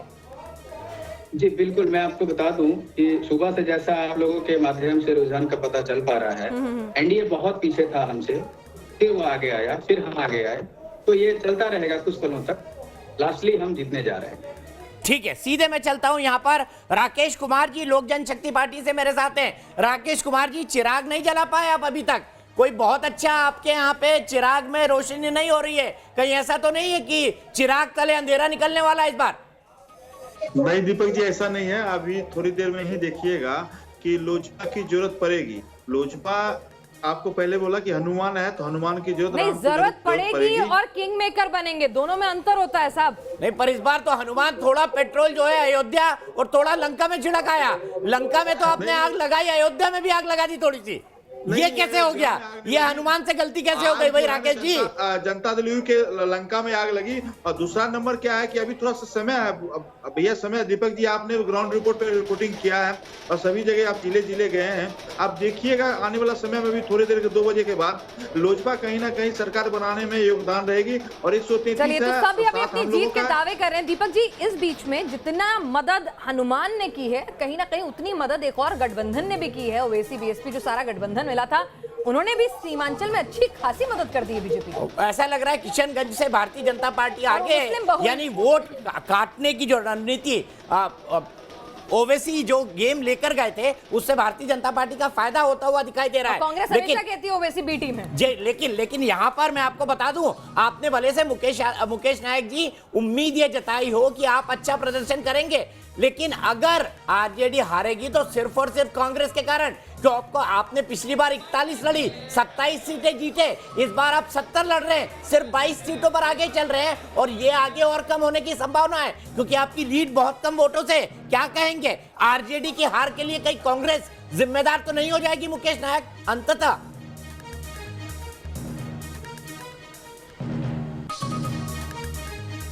दीपक जी, कांग्रेस की सीटें बढ़ेंगी, कम नहीं होंगी कांग्रेस की सीटें, क्योंकि हमने जिन क्षेत्रों में चुनाव लड़ा था वो ज़्यादातर विधानसभा क्षेत्र ग्रामीण अंचल से आते हैं और इसलिए आगे आने वाले जो राउंड है उसमें कांग्रेस की लीड बढ़ेगी और आरजेडी की भी लीड बढ़ेगी, मुझे पूरा ऐसा विश्वास है। देखिए, 4 राउंड की गिनती शुरू हुई है और जो जानकारी आ रही है 100 कहीं 200 वोट का अंतर है, कहीं 300 वोट का अंतर है, कहीं 1000 वोट का अंतर है। ये बहुत बड़ा अंतर नहीं होता है क्योंकि 4 राउंड में लगभग आप ये समझ लीजिए कि 15% वोट गिने गए हैं, 15 से 20%। अभी 80% वोट गिनना बाकी है। ठीक है, 21 सीटों पर 500 से कम का अंतर। जी, 60 सीटें ऐसी हैं जहां पर 1000 से कम का अंतर है लगभग। तो ऐसे में एक बहुत ही नेक टू नेक फाइट यहां पर दीपक जी चल रही है, लेकिन जो ट्रेंड्स हैं वो कभी तो बीजेपी के, एनडीए के फेवर में जाते हुए देख रहे हैं। एक और दिलचस्प चीज जो है अपराजिता जी, शायद वो आपको खुशी दे, आपकी मुस्कुराहट को और बढ़ाए, कि सिंगल लार्जेस्ट पार्टी बिहार, जहां कहते थे छत्रप का राज होता है, वहां भी बीजेपी सिंगल लार्जेस्ट पार्टी बनती हुई कम से कम अभी के रुझान में दिख रही है। अब आप बड़े भाई की भूमिका में आ जाएंगे। जी बिल्कुल, बीजेपी सिंगल लार्जेस्ट पार्टी की तरफ उभर कर आ रही है। बहुत अच्छे रुझान हैं, हम सब खुश हैं, लेकिन मैं ये कहना चाहूंगी कि संयम के साथ बातचीत करनी है। अभी और ग्रामांचल के राउंड्स बचे हुए हैं, अभी काउंटिंग चल रही है। आपके खेमे में भी पूरा नहीं है। देखिए, होना भी नहीं चाहिए। हम जानते हैं कि हम जीत रहे हैं, लेकिन मुझे लगता है कि जीत में संयम की जरूरत है। अभी कुछ समय मुझे लगता है हम सबको संयम रखने की जरूरत है, लेकिन अंततोगत्वा हम ही जीत रहे हैं क्योंकि ये प्रधानमंत्री मोदी जी और नीतीश कुमार जी के विकास के एजेंडा को भरपूर समर्थन बिहार की जनता ने दिया है, दे रही है। तो अभी भी मैं बता दूं आपको पराजिता जी, 70 सीटों पर कांटे का मुकाबला है, 21 सीटों पर 500 वोट से कम का अंतर है, 35 सीटों पर 1000 वोट से कम का अंतर है। क्या ये सिचुएशन बदलेगी? क्या मंगल का दिन तेजस्वी के लिए कुछ मंगल करेगा? क्योंकि अभी जो जानकारी आ रही है उसके हिसाब से कई राउंड्स की गिनती होना बाकी है। सीधे चलता हूं मैं यहाँ पर संजय वर्मा जी के पास। संजय वर्मा जी, कहीं ऐसा ना हो कि जीतते जीतते, पिछली बार क्या हुआ था, पहले एनडीए जीत रहा था, फिर महागठबंधन जीत रहा था और अंततः महागठबंधन जीता। इस बार ऐसा लग रहा है आप जीत रहे हैं, लेकिन फिर से महागठबंधन का लकी नंबर ना निकल जाए। संजय वर्मा जी, ऐसा नहीं हो तो पहले से हम लोग बोल रहे लगा था, जो दिखता है वो है नहीं, पहले से दिख रहा था, जो पूरा बिहार में माहौल बना दिया था मीडिया ने कह करके कि महागठबंधन जैसा सरकार बनाएगी, तेजस्वी की सरकार बनेगी। लेकिन आप देख लीजिए ट्रेंड, जैसे जैसे और समय बीतेगा महागठबंधन धराशायी होता चला जाएगा और ये एनडीए पूर्ण बहुमत की सरकार बनाएगी। पहले से भी लगातार हम 10 दिनों से जो चैनल चला रहे हैं, सब पर हम लोग बोलते रहे हैं। आज परिणाम सामने आ रहा है, साफ दिखाई देता है। ये कितने 10, 15, 20 सीटों का अंतर को पाटने में कितना समय लगेगा? आप बहुत समय लगेगा, उसको संभव नहीं है पाटना। और अभी 12, सवा 12 होने जा रहा है। और जहां तक लोगों ने कहा कि ग्रामीण क्षेत्रों की बात है, तो ग्रामीण क्षेत्र में जनता दल यूनाइटेड और नीतीश कुमार को लोगों ने नेता माना है। विकास जो ग्रामीण नहीं, अगर नीतीश कुमार को इतना नेता माना है तो तमाम पोस्टर बैनर से नीतीश गायब क्यों रहे? तमाम एडवर्टाइजमेंट में नीतीश का चेहरा छोटा क्यों रहा? वो तो आपके सुशासन बाबू थे ना। नीतीश की जबान जो कभी नहीं फिसलती थी, मर्यादा कभी नहीं लांघती थी, वो इस चुनावों में बौखलाहट के चलते वो भी लांघी गई। कभी भी नीतीश को हमने ऐसे बोलते हुए नहीं सुना। नीतीश कुमार जी का चेहरा नीतीश बिहार के आवाम के छाती में कलेजे में बसा है। जो उन्होंने विकास 15 वर्षों में करके दिया है, कोई भूलने वाली बात नहीं है बिहार की जनता के लिए। पोस्टर में फोटो किसने नहीं लगाया, कहाँ नहीं लगाया, उसका कोई माने नहीं रखता है। नीतीश कुमार जी कभी प्रचार और प्रोपगंडा से में आते इमोशनल कार्ड खेलने की भी क्यों जरूरत पड़ गई कि ये मेरा आखिरी चुनाव होगा, संन्यास ले लूंगा तीसरे चरण में? पहले 2 चरणों में याद नहीं आया कि संन्यास लेने की जरूरत पड़ सकती है या मन बन रहा है? ऐसी बातों को क्यों हवा दे रही हैं आप लोग? उन्होंने संन्यास की कभी बात नहीं कहा। उन्होंने कहा कि ये अंतिम प्रचार है, अंत भला तो सब भला। अच्छा, अंतिम प्रचार है या अंतिम चुनाव है? सत्ता कुमार साहब, संजय वर्मा जी, संजय वर्मा जी, अंतिम चुनाव है या अंतिम प्रचार है? ये मेरा आखिरी चुनाव होगा। प्रचार उन्होंने कहा समाप्त, पूर्णिया में समाप्त हो रहा। सुनवाता हूँ अंतिम चुनाव का या अंतिम प्रचार? अंतिम चुनाव या अंतिम प्रचार सुनवाऊंगा आपको। मुकेश नायक जी, आप कुछ कहना चाहते हैं? मुझे बताइए कि अगर ये जो ट्रेंड दिख रहा है, मोस्ट लाइकली लगता है कि यही परिणाम सामने होंगे, तो देखिए आप विधानसभा की तस्वीर कैसी है। 133 सीटें इस वक्त एनडीए गठबंधन के खाते में जाती हुई दिखाई दे रही है। 100 सीटें महागठबंधन के खाते में, 7 लोक जनशक्ति ये किधर बैठेगी देखना होगा, और 3 अन्य के। यहां से सीधे मैं मुकेश नायक जी के पास चलूंगा। मुकेश नायक जी, आप लोगों को बड़ी उम्मीद हो गई थी एग्जिट पोल के बाद, लेकिन अगर एग्जिट पोल हमेशा की तरह बिहार के मामले में झुटलाए जाते हैं तो फिर कांग्रेस के लिए बहुत बड़ा झटका होगा। यानी मोदी मैजिक एक बार फिर से पूरे देश के अंदर चल रहा है।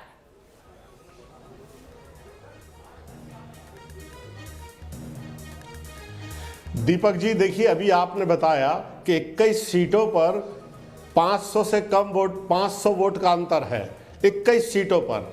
और इसमें से ज्यादातर वो सीट है जिसमें अप्रवासी मजदूरों का मुद्दा बहुत डिसाइडिंग फैक्टर था इलेक्शन में। मुझे लगता है कि एक पोलिंग बूथ पे 900 से 1200 से 1500 वोट होते हैं। अगर एक पोलिंग बूथ का भी समीकरण बिगड़ गया चुनाव की गिनती में, तो ये 500 वोटों का अंतर खत्म हो जाएगा।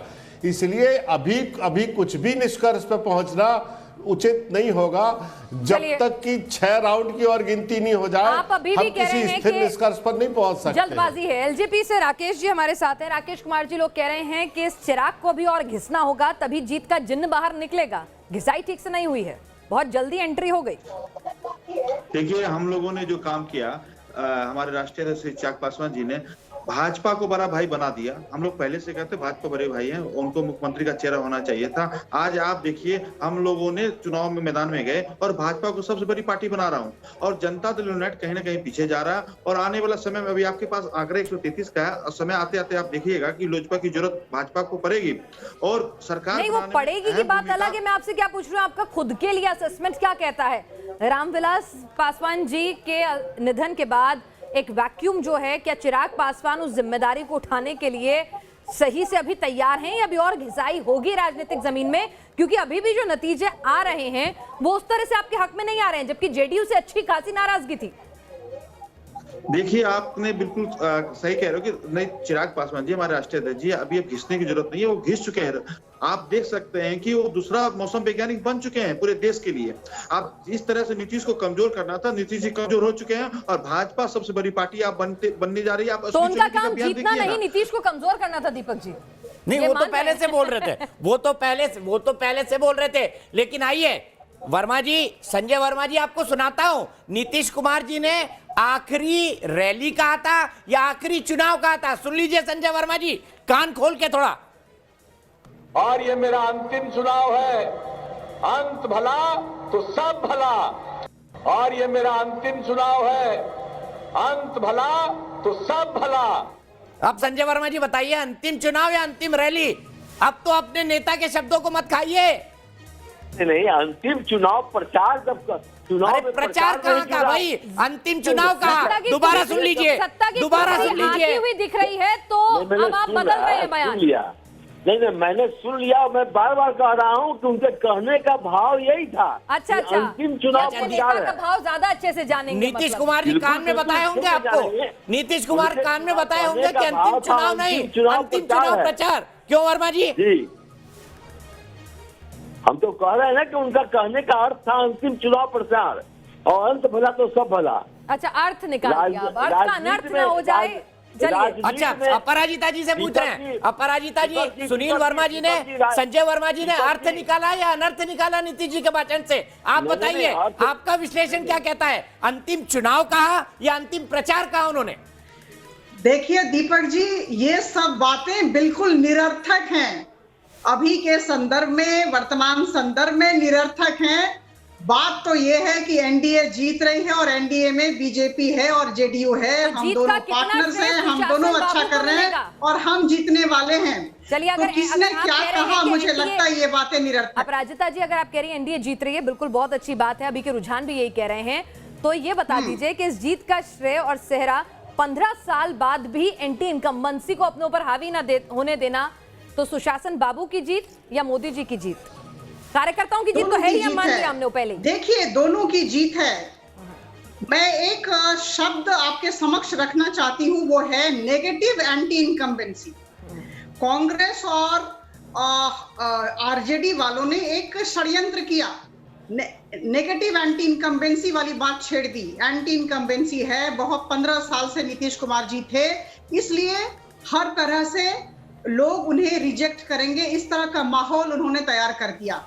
लेकिन मैं आपको बता दूं, डेवलपमेंट एजेंडा को बिहार की जनता ने समर्थन दिया। मोदी फैक्टर, मैं बार बार ये कहना चाहूंगी, देखिए नीतीश कुमार जी के प्रति हमारी बहुत श्रद्धा है, हमारा बहुत सम्मान है, उन्होंने बड़ा अच्छा काम किया, अच्छी रिपोर्ट कार्ड है, लेकिन मोदी मैजिक प्रभावी है और Modi factor is dominating all other factors in Bihar election. We have to accept this. ठीक है, आप कह रही है मोदी फैक्टर, आप कह रही है मोदी फैक्टर, लेकिन बिल्कुल संजय वर्मा जी मानेंगे ये बात कि सिर्फ मोदी फैक्टर ही डोमिनेट कर रहा है हर चीज को? तो संजय वर्मा जी से पूछ लीजिए, नीतीश जी ने यहाँ भी कुछ कान में बताया होगा। संजय वर्मा जी क्या बताया नीतीश जी ने? मोदी फैक्टर की नीतीश फैक्टर। देखिए, ऐसी बात आप लोग क्यों कहते हैं? देखिए, दोनों नेता, चाहे आदरणीय प्रधानमंत्री नरेंद्र मोदी जी हो या हमारे नेता नीतीश कुमार जी हो, दोनों विकास के पर्याय हैं। नहीं, अपराजिता जी ने तो बहुत क्लियर कट कह दिया कि Modi factor dominated and every other factor. तो अब आप बताइए, जिसमें नीतीश फैक्टर भी आता है। ऐसी बात उन्होंने, वो कहाँ कह रही है? वो कहे कि उन्होंने कहा कि मोदी फैक्टर काम कर रहा था, डोमिनेटिंग का कहाँ बात कर रही है? उन्होंने कहा Modi factor dominated every other factor. Sanjay Verma ji, आप हम इसका अर्थ निकाल देते हैं, नीतीश जी का अर्थ तो आप समझ लिए, हम इसका अर्थ हम आपको निकाल देते हैं क्या कि बाकी तमाम फैक्टर्स पे हावी पड़ा मोदी फैक्टर। मोदी जी देश के नेता है, प्रधानमंत्री है, पूरे देश में उनका प्रभाव है। बिहार में चुनाव हो रहा है तो बिहार में देश से अलग थोड़ी है। नीतीश कुमार जी ने बिहार के विकास के लिए काम किया है, तो सहयोग 10 साल से 15 साल से लगातार हम साथ में काम कर रहे हैं। तो बिना बगैर केंद्र सरकार के सामने थोड़ी काम हो रहा है। केंद्र सरकार और राज्य सरकार मिलकर काम कर रही है, तब विकास हो रहा है। केवल अकेले कोई, अब बीजेपी की 18 महीने छोड़ के भी चले गए थे आप, वो मत भूलिए ना। 18 महीने छोड़ के भी चले गए थे आप। 18 महीने छोड़ के चले गए थे तो परिणाम भी देखा था आपने, इधर नीतीश कुमार उधर सरकार। आप ये समझिए। लेकिन इस बार तो हालात अलग है ना। क्या इस बार तो अगर बीजेपी सबसे बड़ी पार्टी बनकर उभरती है तो फिर तो बीजेपी का बोलबाला होगा, फिर तो आपको डोमिनेंस सहनी होगी बीजेपी की। देखिए, फिर नीतीश का कद वो पुराने वाला नहीं रहेगा कि बिहार में सरकार तो सुशासन बाबू की दरकार। आप इस चीज को समझिए मैडम कि एक नीतीश कुमार जी ने पूरे चुनाव में कभी कहा है क्या कि मैं मुख्यमंत्री बनूंगा? तो भारतीय जनता पार्टी के तमाम वरिष्ठ नेताओं ने, प्रधानमंत्री जी ने, अमित शाह जी ने, उनके राष्ट्रीय अध्यक्ष नड्डा साहब ने कहा है कि चाहे सरकार जिसकी भी एनडीए को जितना भी बहुमत आएगा, भाजपा को जितना भी बहुमत आएगा, जनता दल को जितना भी मत आएगा, परिणाम केवल नीतीश कुमार के रूप में बिहार का मुख्यमंत्री बनाया जाएगा। कोई बात नहीं संजय वर्मा जी, नेताओं के साथ ये होता है कि कुछ चीजें वो समझ के भी नहीं समझना चाहते। जैसे आप अंतिम प्रचार को अंतिम चुनाव मान रहे हैं, अंतिम चुनाव को अंतिम प्रचार मान रहे हैं, कोई बात नहीं, आप नहीं समझ रहे कुछ चीजें, कोई दिक्कत नहीं है। मैं सीधे चलता हूँ यहाँ से, मैं सीधे चलता हूँ नीरज राय जी के पास। नीरज राय जी, जैसे जैसे टाइम बनेगा वैसे वैसे आपकी संभावनाएं खत्म होती जाएंगी। अभी भी क्या वो जो अनंत सिंह के घर सफेद वाले रसगुल्ले बन रहे थे, अभी भी चाशनी डलवा रहे हैं आप उसमें कि तपेले निकाल के अलग रख दिया आपने बर्तन पूरे? जी, मैं आपको बताना चाहूंगा कि ऐसा कुछ भी नहीं है। जैसे माहौल हमारे यहाँ था वैसा माहौल बना हुआ है। एनडीए घबराई हुई है, इसलिए अनाप शनाप जो भी मन में आ रहा है बोलते जा रहे हैं। रुझानों के हिसाब से आप देखते जाइए, थोड़े पलों के बाद आप आरजेडी की सरकार बनते हुए देखेंगे। और जहां तक दीपक जी आपने कहा अनंत सिंह जी के यहाँ पे जो रसगुल्ले बन रहे हैं, वो रसगुल्ले बिल्कुल बटेंगे और सभी में बटेंगे। और हार गए तो फिर रसगुल्लों का क्या होगा? वो बिल्कुल बरकरार रहेंगी। नीरज सिंह जी, मैं हाइपोथेटिकल सवाल पूछता हूँ। नीरज राय जी, हार गए तो रसगुल्लों का क्या होगा, सफेद वाले? ऐसा नहीं है दीपक जी, हम लोग हार नहीं रहे हैं। रुझान आते आते रहते हैं और अभी तो बहुत कम ही घटना हुई है, अभी तो वक्त बाकी है। एनडीए को घबराने की जरूरत नहीं है। अच्छा नीरज जी, एक बात बताइए, क्या तेजस्वी जी को मुख्यमंत्री मान चुकी है?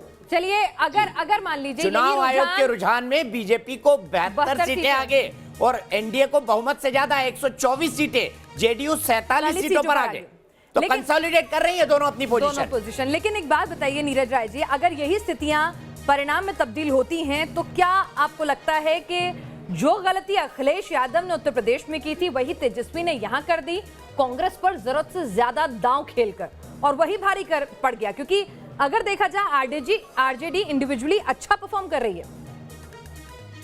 कांग्रेस को 70 सीटें दी, 15 से 18 के बीच में फ्लक्चुएट कर रहे हैं। जी जी जी मैडम, मैं ये बोलना चाहूंगा, आरजेडी के साथ जो भी महागठबंधन के साथी हैं वो सभी बराबर परफॉर्मेंस दे रही हैं। ऐसा कुछ भी नहीं हम कह सकते हैं कि कांग्रेस को हम लोगों ने हद से ज्यादा सीटें दी या हमने हद से ज्यादा सीटें ले ली। सभी महागठबंधन के जितने भी हमारे साथी हैं वो सही परफॉर्मेंस कर रहे हैं और परफॉर्मेंस के साथ साथ रिजल्ट भी आने वाला है बहुत ही जल्द। और जहां तक बात रही रुझान की, तो रुझान तो ऊपर नीचे होते रह रहे हैं। फिलहाल सुबह से लेकर के अभी तक का जो आपने रुझान आप ही के द्वारा हम लोगों को जानकारी हो रही है, तो कभी एनडीए बढ़त में बढ़ रहा है, कभी हमारा महागठबंधन हो रहा है। और आप कुछ देर वेट करें, महागठबंधन की सरकार वो भी पूर्ण बहुमत के साथ बनने जा रही है। बिहार की जनता ने माननीय नीतीश कुमार जी को नकार दिया है। उनके हर एक विकास कार्यों में कहीं वो सफल नहीं रहे। आप किसी भी मामले को उठा करके देख सकते हैं। ठीक है, आप कह रहे हैं नकार दिया है, लेकिन नकारने के बाद भी बहुमत के आंकड़े को छू चुके हैं। नीरज राय जी, तोल मोल के बोलना चाहिए नेताओं को। ऐसा ना हो कि शाम को यही स्टेटमेंट में चलाऊं और मालूम पड़ा तेजस्वी हार गए। जी नहीं, ऐसा आप कह रहे हैं नकार दिया है। अरे नकार दिया होता तो 133 सीटों पर एनडीए आगे होता, आप मात्र 100 पर। लेकिन दीपक जी, इस बीच एक और चीज है, 74 सीटें ऐसी हैं जिनमें आप जी एक अपडेट देना चाहूंगी। 74 सीटें ऐसी हैं जिसमें जो हार जीत का मार्जिन है वो 1000 के आसपास है, और 42 सीटें ऐसी हैं जिनमें हार जीत का मार्जिन जो है वो 500 के करीब है। तो समझ लीजिए कि अगर इनका टोटल कर लें तो 100 से ज्यादा ऐसी सीटें हैं जो बहुत ही close neck to neck fight में हैं। ठीक है, अभी देखते हैं कि आगे क्या होता है। एक बार फिर से राउंड अप आपको बता देते हैं। 243 में से 243 के रुझान आ चुके हैं। बीजेपी गठबंधन यानी एनडीए 133 पर आगे है, आरजेडी 100 पर आगे है, 33 का अंतर है, और एलजेपी 7 पर, यानी टोटल 40 सीटों का अंतर इस वक्त एनडीए और महागठबंधन के बीच आ रहा है। अदर्स के खाते में 3 सीटें जा रही हैं। अब ये देखना होगा। देखिए, सुभाषिनी यादव, शरद यादव की बेटी पीछे चल रही है बिहारीगंज से, रुझानों में फिलहाल एनडीए को स्पष्ट बहुमत मिलता हुआ दिखाई दे रहा है। पप्पू एनडीए यादव भी पीछे 133 चल सीट रहे पर, पप्पू यादव, इनके लिए मुझे बड़ा दुख होगा। हाँ, मतलब बहुत हर मेहनत जगह करी देखिए, बहुत मेहनत की, लेकिन जनता ने भरोसा नहीं दिया, काम पूरा करवाया। वो यही कह रहे थे कि भाई देखिए कोरोना में मैंने काम किया, बाढ़ में मैंने किया, ये लोग तो घर में बैठे हुए थे, फिर भी मैं हार रहा हूं, ये जीत रहे हैं। ये कमाल कैसे हो रहा है? सीधे चलता हूं मुकेश नायक जी के पास। मुकेश नायक जी, जैसे जैसे घड़ी की सुई आगे बढ़ती जा रही है, आपकी संभावनाएं कम होती जा रही हैं।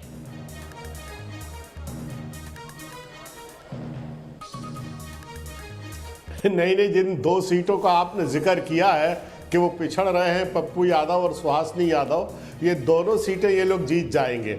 आगे आने वाले जो राउंड होंगे उसमें इनकी लीड बढ़ जाएगी। सर, पप्पू यादव आपके साथ नहीं है। 60 सीटों पर 1000 वोट का अंतर है और 40 सीटों पर 500 वोट से।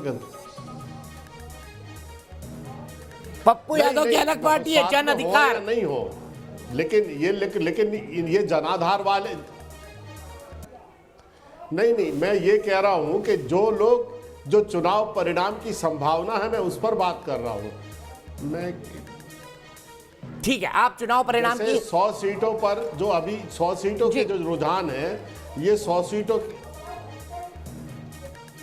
ये रुझान बदल सकते हैं दीपक जी, 100 सीटों के रुझान। बिल्कुल, हम उस बात से निकार नहीं रहे हैं कि 74 सीटों पर हार जीत का मार्जिन 1000 से भी कम में इर्द गिर्द घूम रहा है, 42 सीटों पर 500, तो एक बहुत क्लोज फाइट है। और जैसे जैसे ईवीएम खोलेगी, हर ईवीएम में 1000 वोट होंगे, तो उससे हर पल ये जो है स्थितियां बदलती हुई जाएंगी। और इसीलिए आज कोरोना की वजह से हर ईवीएम में वोट भी कम थे, तो ज्यादा संख्या थी और राउंड्स भी ज्यादा होने वाले हैं काउंटिंग के, और साथ ही साथ जो है वक्त ज्यादा लगेगा। इसीलिए हो सकता है कि पूर्ण नतीजा आते आते शाम हो जाए। और देखिए, हम आपको उत्तर प्रदेश बता दें, 7 में से 6 सीटों पर बीजेपी आगे चल रही है। मध्य प्रदेश में 28 में से 18 सीटों पर, यानी लग रहा है शिवराज सिंह चौहान अपनी सरकार मध्य प्रदेश के अंदर बचा जाएंगे। संजय वर्मा जी, आपका काउंटिंग सेंटर क्या कह रहा है? आपको लग रहा है कि यही रुझान रहेंगे या परिवर्तन होने की उम्मीद आपको कोई दिखाई दे रही है? संजय वर्मा जी, क्योंकि कांग्रेस अभी भी कॉन्फिडेंट है, महागठबंधन अभी भी कॉन्फिडेंट है, कह रहा है पीछे कर देगा आपको। मैं दावे के साथ कह रहा हूं आपको कि भारतीय जनता पार्टी, जनता दल यू, हम और वीआईपी सभी को मिलाकर के 160 सीट आएगा।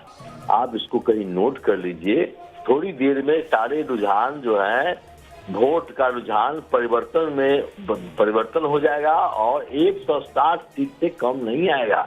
150 से लेकर 60 के बीच में पूरा बहुमत एनडीए को आने जा रहा है। इसको धीरे धीरे आप देखिएगा, जैसे जैसे समय बीतेगा, 150 से 60 के बीच में एनडीए को पूरा बहुमत रहेगा। इसमें पहले से भी हम लोग बोल रहे हैं और ये तय है, इसमें कहीं कुछ अंतर नहीं होने वाला है। वो बेकार की बातें कर रहे हैं। अभी तो 123 था तो 100 हो गया, उस 80 पर हुआ के अटकेंगे, वो 70 से 80 के बीच में अटकेंगे। चलिए, तो आप अपनी जीत को लेकर आश्वस्त हैं। दीपक जी, एक चीज अगर आपसे समझें कि आरजेडी का जो परफॉर्मेंस रहा है, तो क्या आप, अगर ये नतीजे में ही तब्दील होता है रुझान, तो क्या आप तेजस्वी को मैन ऑफ द मैच देना चाहेंगे? कई बार हारी हुई पार्टी से भी मैन ऑफ द मैच निकल कर आते हैं। मैं मैन ऑफ द मैच इसलिए नहीं दूंगा तेजस्वी यादव को, क्योंकि अगर एनडीए यहां पर जीतता है, इसका मतलब तेजस्वी यादव अपनी पुरानी छवि से बाहर नहीं निकल पाए हैं, क्योंकि ग्राउंड पे उनके लिए जितना मैसिव सपोर्ट दिखाई दे रहा था, क्या तेजस्वी उसको अपने लिए वोटों में कन्वर्ट कर पाए हैं? तेजस्वी की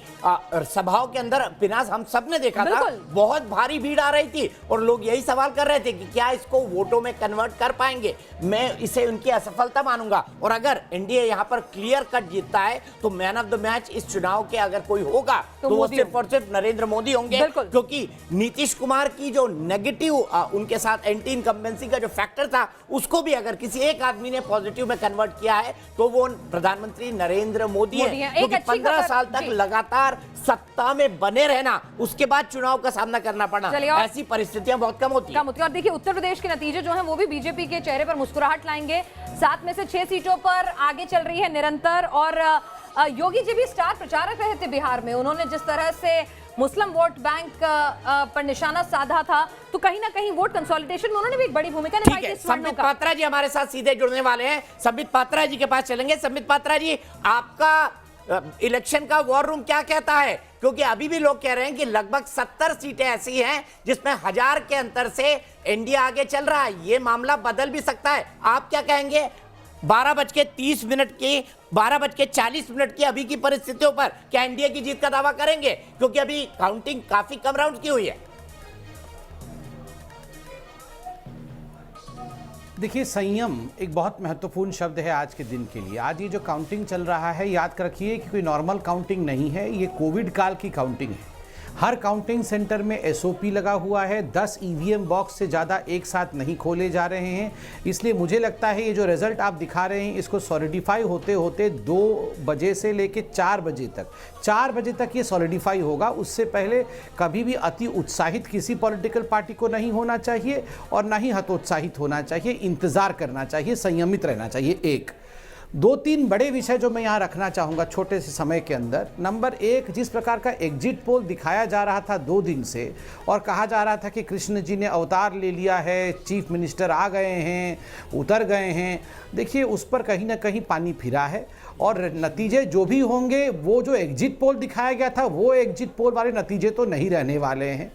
दूसरी बात, ये जो चुनाव हुए हैं, चाहे अमेरिका में ट्रंप और बाइडेन का चुनाव हुआ हो, चाहे बिहार में हुआ हो, चाहे अन्य जो बाइपोल के इलेक्शन हुए हो, ये दुनिया के सबसे टेस्टिंग टाइम पे हुआ है। अर्थात कोविड पेंडेमिक चल रहा है, उसके बीच में ये चुनाव हुए हैं।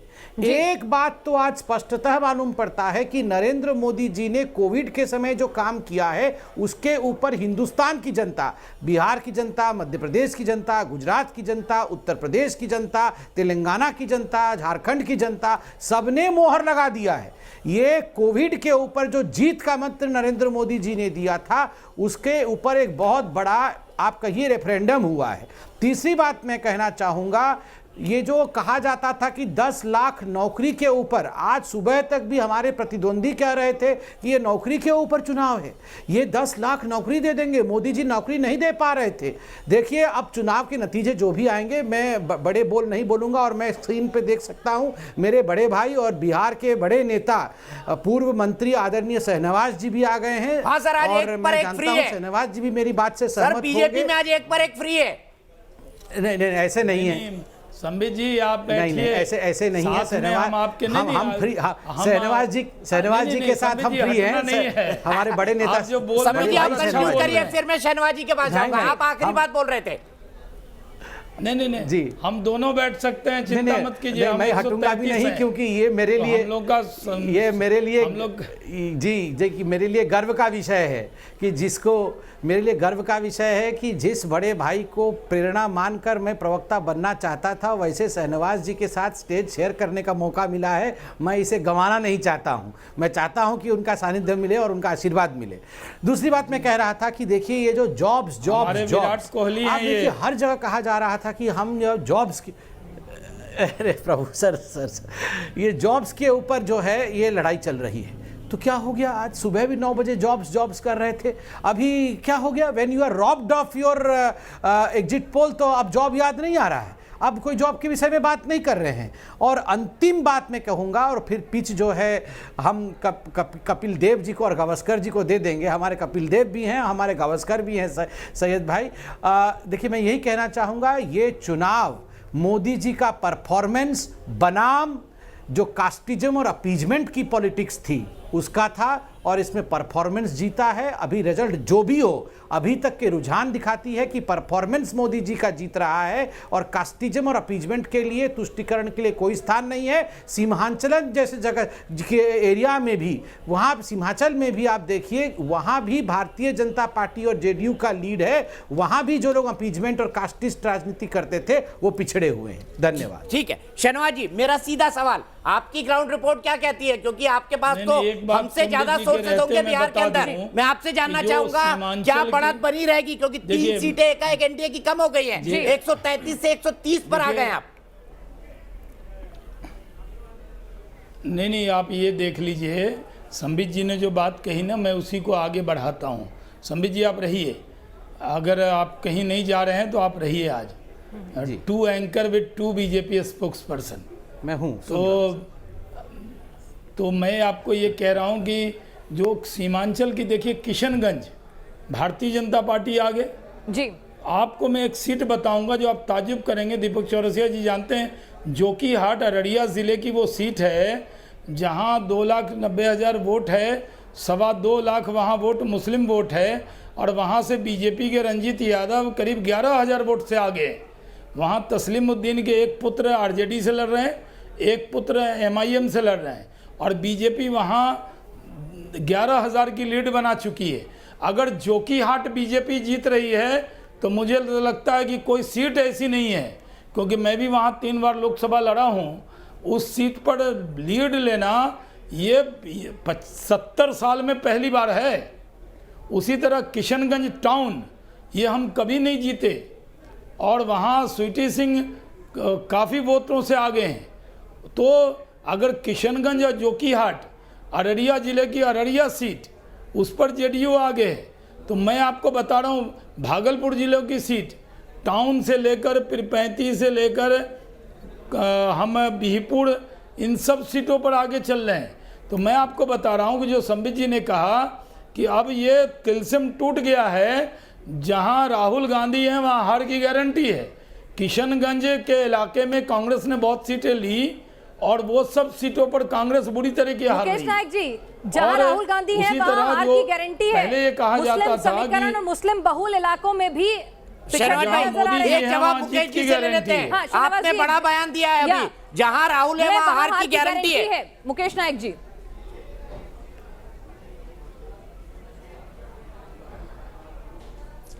देखिए, राहुल गांधी तो इनके शाहनवाज जी के दिमाग पर बैठे हुए हैं। अभी इन्हें आप जानकारी दे दीजिए कि 74 सीटें ऐसी हैं पूरे चुनाव में जो 500 से कम वोट के अंतर पे चल रही हैं, और 21 सीटें ऐसी हैं जो 500 वोट से भी कम के अंतर से चल रही हैं। तो जैसा अभी संबित पात्रा जी ने कहा, थोड़ा हमें संयम बरतना चाहिए। तो लेकिन अगर मुस्लिम बहुल सीटों में जो शहनवाज जी कह रहे हैं जहां मुस्लिम डोमिनेंस इलाके हैं, एमवाई समीकरण भी काम नहीं करा और बीजेपी का कमल वहां खिलता हुआ या बढ़त बनाता हुआ नजर आ रहा है, जो बात शहनवाज जी ने बताई जो 70 सालों में पहली बार हो रहा है, तो कहीं ना कहीं वो आपके लिए चिंता का विषय नहीं है। कोर वोट बैंक भी चिटक रहा है मुकेश नायक जी। नहीं, ऐसा होता है, वोटों से आगे है, लेकिन चुनाव परिणाम अभी नहीं आया है, और इन सीटों पर कुछ इलाके ऐसे हैं जहां बिल्कुल एक तरफा वोट जाता है। उन इलाकों की गिनती बाकी है, ग्रामीण क्षेत्रों की, तो चुनाव परिणाम अभी वहां का भी बदल सकता है। अरे सर देखिए, आपकी पार्टी के नेता उदित राज जी ने फिर ईवीएम पर ठोकरा फोड़ने लगे हैं। उन्होंने अभी लिखा है उदित राज जी ने कि अमेरिका में अगर ईवीएम से चुनाव होता तो क्या ट्रंप हार जाते। आपको जो सीट का बताया मैंने, सुनिए ना सर, एक सीट बता दूं, मुकेश जी की बात का एक जवाब दे दूं। जी।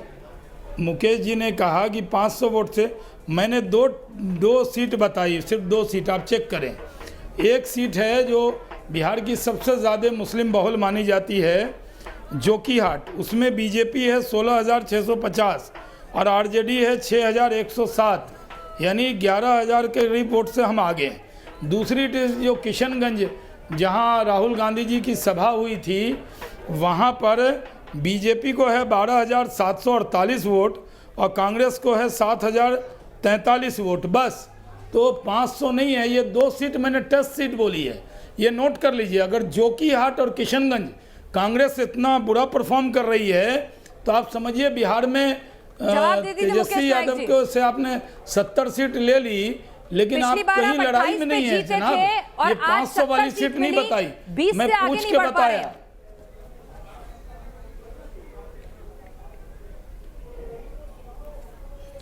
शहनवाज जी, जिन 74 सीटों का मैंने जिक्र किया है उसमें ये 2 सीटें नहीं हैं।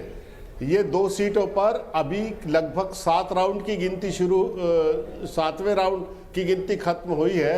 अभी यहाँ पर 20 राउंड की गिनती बाकी है।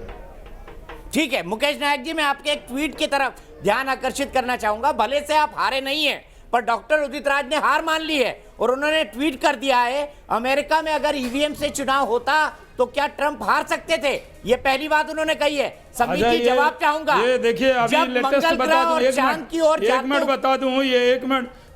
जोकीहाट में बीजेपी 18,158 और आरजेडी 9,839, अभी लेटेस्ट बता दिया और लीड बढ़ गई। ठीक है, ये टेस्ट सीट बता रहा हूं मैं आपको। आप सुन लीजिए संबित पात्रा जी। डॉक्टर उदित राज आगे ट्वीट में लिखते हैं, जब मंगल ग्रह और चांद की ओर जाते उपक्रम की दिशा को धरती से नियंत्रित किया जा सकता है तो ईवीएम हैक क्यों नहीं की जा सकती? यानी ईवीएम आ गई अब सीन के अंदर। बिल्कुल, उदित राज जी ने कह दिया है। सुबह से इंतजार था इस बात का, जब तक महागठबंधन आगे था तब ईवीएम बहुत अच्छी थी, लेकिन एक बार फिर ईवीएम बदनाम हुई।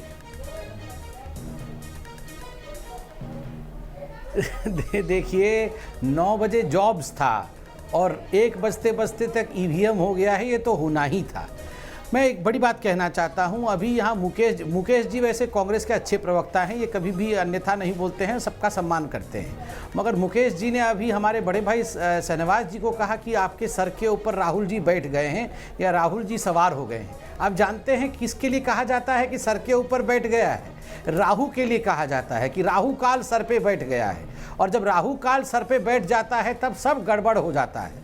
मैं तो कहूँगा जिसके सर के ऊपर राहुल गांधी सवार हुए हैं, चाहे वो अखिलेश हो, चाहे वो आप तेजस्वी हो, जिसके ऊपर सवार हुए हैं उसका कोई गति नहीं है, अन्य गति नास्ति, उसका हमेशा ही हश्र वही हुआ है जो हम अभी तक देखे हैं। इसलिए देखिए, किसी के सर के ऊपर राहुल गांधी को मत बैठाइए। और देखिए, मैं अभी भी बहुत संयम से कह रहा हूँ कि रिजल्ट के लिए हमें बहुत इंतजार करना पड़ेगा।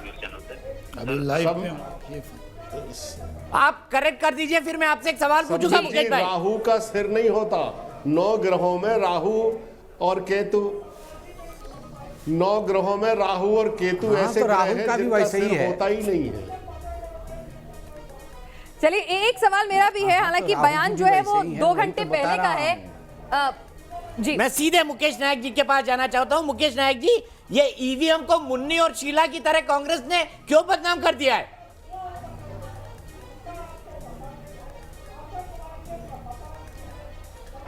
देखिए दीपक जी, ईवीएम की कंट्रोवर्सी केवल भारत की नहीं है। जिन देशों ने ईवीएम मशीन बनाई उन देशों ने भी ईवीएम का इस्तेमाल बंद कर दिया है। जापान में, अमेरिका में और बड़े बड़े देशों में, इंग्लैंड में ईवीएम मशीन का उपयोग नहीं होता है। इसलिए ईवीएम मशीन की विश्वसनीयता, उसकी तकनीक पर एक संदेह है लोगों को, इसमें कोई दो राह नहीं है। अगर संदेह नहीं होता तो जिन लोगों ने ईवीएम मशीन का इजाद किया, अपने देशों में उसका उपयोग किया, तो उन्होंने क्यों बंद कर दिया? वैसे संबित जी, क्या अमेरिका में ईवीएम भेजेंगे? मांग हो रही है, उदित राज जी मांग कर रहे हैं कि ट्रंप के लिए भी कुछ भेज देते हैं आप। देखिए, इन्होंने कहा ईवीएम का इस्तेमाल बंद हो जाना चाहिए। मैं तो मुकेश जी बड़े अच्छे व्यक्ति हैं, मैं तो इनको कहूँगा, क्योंकि ये खबर ऊपर तक पहुँचा देंगे। अरे ईवीएम ठीक है, राहुल गांधी का इस्तेमाल करना बंद करिए, कुछ भाग्य खुलने के आसार हो सकते हैं। जब तक राहुल गांधी का इस्तेमाल करेंगे कुछ नहीं हो सकता है, ये आप अभी तक समझ नहीं पा रहे हैं। आप बताइए कितना समझाएंगे? अब छोड़िए, हम भी क्यों समझाए, राहुल जी को इस्तेमाल करिए, अच्छी बात है। लेकिन प्रियंका गांधी जी भी तो पूरा जोर शोर से उत्तर प्रदेश में मुकेश नायक जी डटी हुई हैं, हर मुद्दे को उठा रही हैं। नदारत रही हो। और नहीं, बिहार में नदारत रही, लेकिन जहां उत्तर प्रदेश में सब कुछ अपने हाथ में कमान संभाला, वहां पर भी आपको बता दें कि जो 7 सीटों पर उपचुनाव हो रहे थे मुकेश नायक जी, 6 बीजेपी के खाते में जाती हुई अभी दिख रही हैं शुरुआती रुझान में।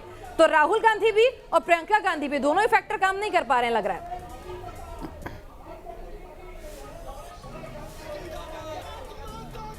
दीपक जी, आप जानते हैं जिस राज्य में चुनाव होते हैं लगभग उपचुनाव के नतीजे उस सरकार के अनुकूल ही आते हैं। आप पूरा इतिहास उठाकर देख लीजिए, पूरी सरकार चुनाव लड़ती है। मध्य प्रदेश में मंत्री पोलिंग एजेंट बने हुए थे। अच्छा, तो राजस्थान में आपकी सरकार कैसे बन गई?